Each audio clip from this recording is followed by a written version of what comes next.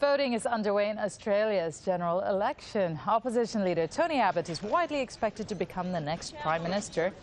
And according to opinion polls, he looks set to beat Prime Minister Kevin Rudd and his Labour Party. Big issues on the campaign trail include economy and immigration. Well, Andrew Thomas now joins us live from a polling station in Tony Abbott's constituency in Sydney. So, Andrew, how's it been going?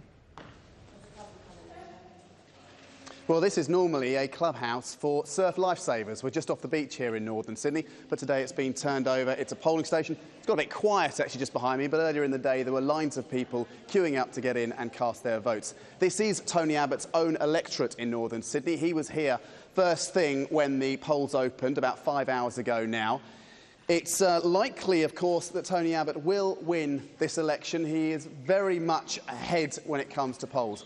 When people come in to vote, this is what they'll see. This is a ballot paper. The green one is for the lower House of Representatives, but this is the one that will decide the election. Tony Abbott's name is actually on this ballot paper because this is his constituency, but Australia being a parliamentary system, it's rare to see Tony Abbott's name actually on a ballot paper. Elsewhere, of course, it's his party's candidates that people will be voting for rather than him directly. Now, this monster, huge, great form, is the other voting paper that voters will face. This is for the Senate, the other House of Parliament. It won't decide who wins the election, but Tony Abbott is less likely to win an overall majority in the Senate. That could make for interesting times politically if they try and block some of his legislation.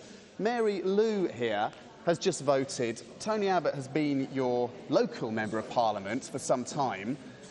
Tonight, Saturday night Australian time, he could become Prime Minister. Do you think he'll make a good Prime Minister? Well, I don't think so. I'm not happy with him. I'm not happy with the refugee policy or his policy on climate change.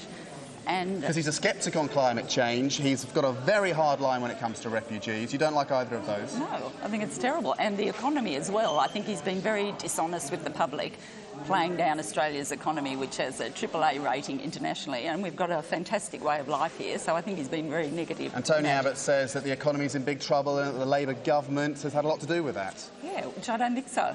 And their costings are very similar to what Labor's are going to be, so I don't think he's changing a lot. So from what you've said, you're obviously going to vote Labour? No, I'm not. Not definitely. Only because I think they're in a little bit of disarray as well. So, because Labour have had two Prime Ministers, Kevin Rudd, Julia Gillard, back and forth chaos. Right. Maybe they should have stuck with Julia and then sort of lost honourably rather than bringing Rudd back again. So I'm not completely happy with Labour as well.